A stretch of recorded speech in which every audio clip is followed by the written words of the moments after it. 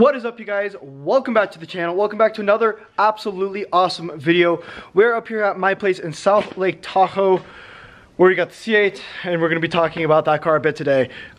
Hopefully I will not get flagged for what was over there. We are up here having kind of like a fun little friends trip. We're just kind of hanging out at our place. But the main thing is here to talk about the C8. So let's jump into it.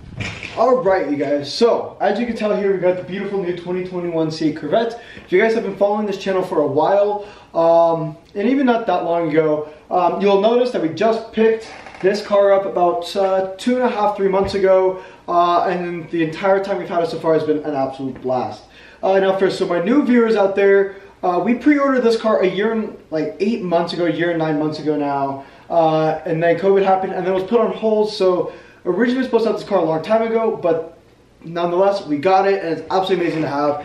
If you want to look at more of a just general review, I have another video out that I already put out that we drove up to Highway 1. It was absolutely beautiful. Drove up the coast in this beautiful car. But now that we've had the car for around, I think we've put on 1,500 miles. We finally got to that braking period. We've taken it to the track, and the car is absolutely astonishing. I don't even have words to describe how amazing this car is. The power, the performance, the practicality, the reliability, just every little aspect is absolutely outstanding. The 0 to 60 in this car is one of the craziest things.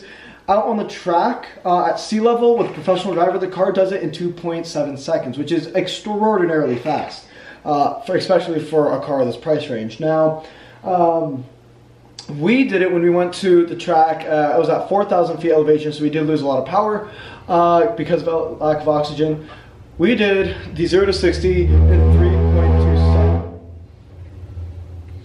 3.2 seconds, which is really quick. Some highlights about the car so far have been just how smooth and elegant the ride has been. It drives absolutely spectacular. Now, you know, for a sports car, supercar, whatever you consider this car, which I'll touch on in a minute, the way it drives is absolutely amazing. It's smooth, it's so just crisp around the road. The handling is absolutely unbelievable. That has been one of my #1 things I noticed in this car. I've driven a lot of really insane cars, you know, Ferraris, Porsches, 911, all those, you know, Lamborghinis, and they're all amazing cars. However, certain cars don't handle as well as I'd expect them to. This car, absolutely perfect. I would not change any way this car handles. Some other things I just want to touch on is the exhaust. Sounds absolutely amazing. The pops, the burble you get when it's hot and you're just out there and you're really driving the car, sounds insane. But the great thing is you can push a button, tone it down, and just go into a nice, quiet, undercover mode, which is amazing. We will be doing a walk around of the car here in a minute, but just a couple more things I want to touch on. First off, some other things would be the sound system. Absolutely amazing. The sound and the speaker system in this car is wonderful. It's made by Bose Premium, which is absolutely spectacular. We did upgrade for the upgraded package, the sound system package, which was well worth it. Just a couple $100 extra. Again, for those who don't know, this is in Elkhart Blue. We got the full custom steel gray interior, as well as we did to get the carbon fiber engine package. Now, with that being said, there's a couple things I really want to touch on. And that is whether it's a supercar or not. Now, a lot of what classifies a supercar is price, performance, luxury, as well as looks. Now, this does mark off 3 of the 4. And in my opinion, I would consider this a supercar, and I know a lot of you guys would disagree with me, but after driving it, after actually being in it, and spending a lot of time getting to know it, I have a lot more insight than someone who has just seen it instead of actually driven it and been behind the wheel and let alone owns it. So ultimately, as this car goes, I would consider a supercar, and here's why. The performance, absolutely amazing. This car performs so well that it's beating a lot of the times, you know, on the track compared to like brand new Ferraris, you know, Porsches, Lamborghinis, which are great cars. Now, it's not beating all of them, don't get me wrong. It does vary from track to track and driver to driver and stuff like that. However, my point being is this car is keeping up with these high-end supercars. The other reason I would consider it is the looks. This car is one of the most elegant, slick looking, most aggressive, most intense looking vehicles on the road today. And it's absolutely amazing. words can I say? You look at this thing and it's just drop dead gorgeous. The amount of comments I get driving it around is, you know, amazing. Thumbs up, comments, pictures, videos, which I don't mind, but it really does draw a lot of attention, and that's typically what you get out of a supercar. The third is luxury. This car, unbelievably comfortable. The seats, the interior, everything's super comfortable. Even though the car is driver oriented, you know, I'll show you the interior in a moment. It is super, super comfortable. You're just leather everywhere, comfort, heated and cooled seats and steering wheel and all that. Great sound system, comfortable, convertible, non-convertible, whatever way you want to drive it. And that's what makes this car so luxurious and nice, as well as it's made with premium materials. It's not knockoff materials, it's not faux materials, it is premium. Now here's the one reason I would not consider it a supercar. A lot of time what a supercar is considered a supercar is by the price point. You know, look at a Lamborghini Huracan, a Porsche 911 GT2 RS, Ferrari 488, GTB, stuff like those. Vehicles that are true, you know, McLaren 570S, those are true supercars, without a question. Here's the reason I would not consider a supercar, even though I still do, is the price point. Now, this car you can buy base model at $55,000. This one, however, is far from it. We have a lot of upgraded parts. We got the 1LT package with the 2LT upgrades, except for one thing, and that's why it's not technically the 2LT. But pretty much everything inside of this is upgraded. So we spent $75,000 on this car, give or take. Now, because of that, you have a lot in this car that really does come to what a supercar would have. You know, luxury, performance, technology, stuff like that. This car, for example, has the fastest 7-speed dual clutch transmission on the market. The only other one that's comparable to it right now is the Porsche 911 GT2 RS PDK system. That car is the only other transmission on the market that can match this speed. Granted, that does have a lot more power, so it is a higher performance car, and that is a true, I almost consider that a hypercar at this point because of its performance, but it is absolutely fantastic. Now, the reason I would say this is a supercar is truly because the three of the four things are the most important to me. You know, money should not matter when it comes to the performance, the looks, and the, you know, the luxury and the value of the car.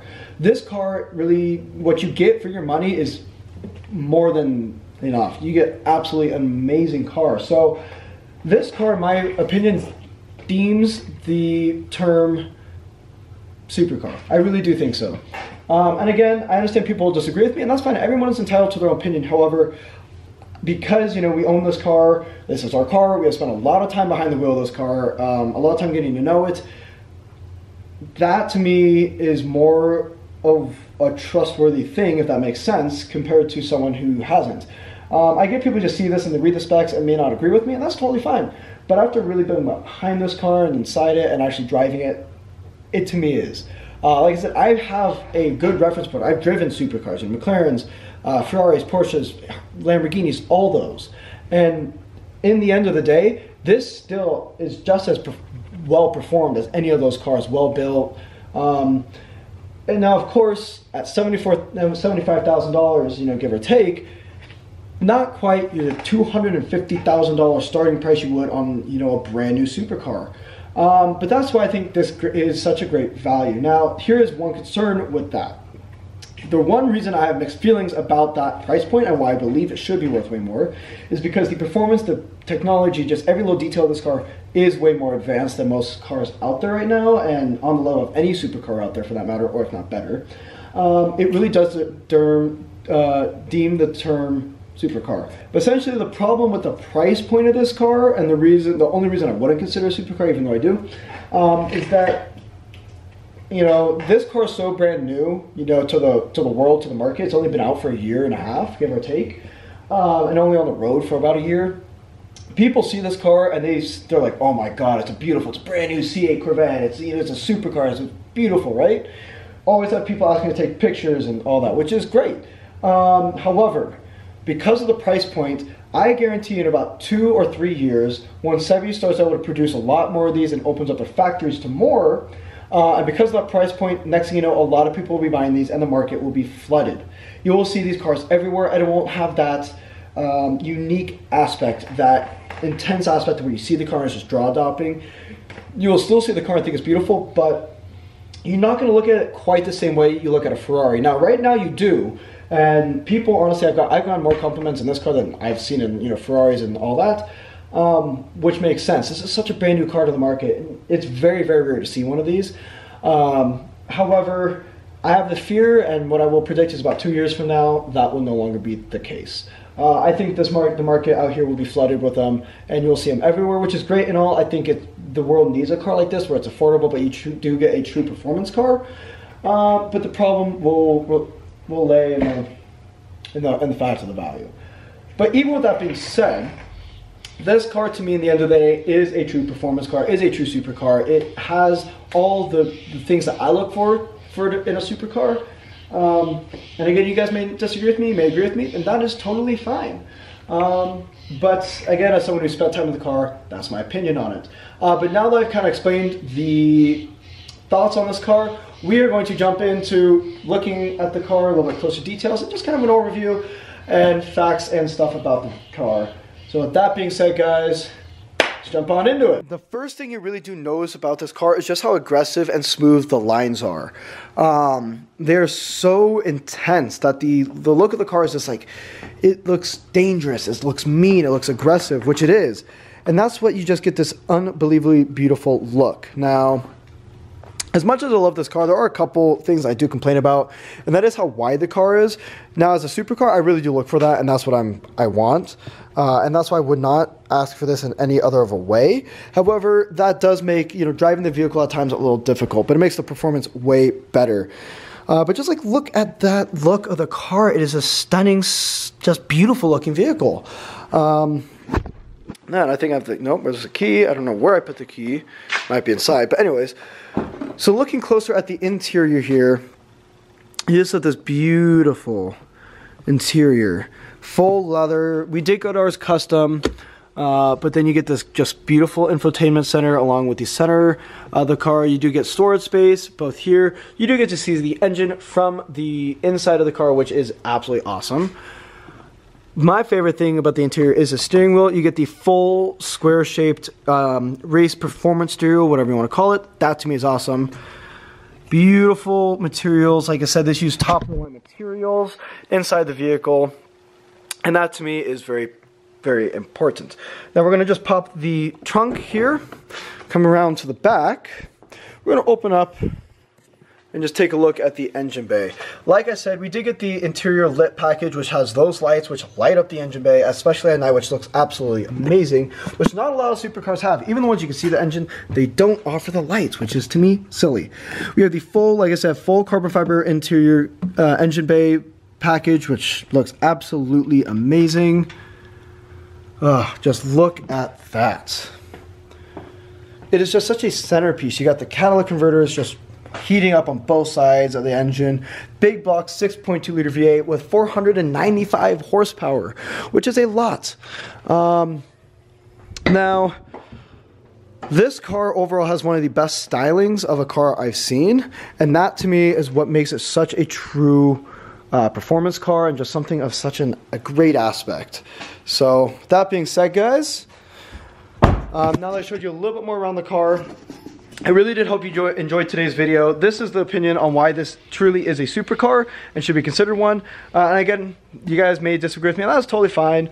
I do have my suspicions of whether it truly is or not, but after really spending time with it, I think it's safe to say it is. But again, look at that styling. I just can't get over looking at this. It's such a beautiful, elegant, intense looking car. Oh, beautiful, just gorgeous, especially those lights. But that being said, guys, I hope you guys enjoyed today's video. Be sure to like and subscribe, especially if you want to see more on the C8.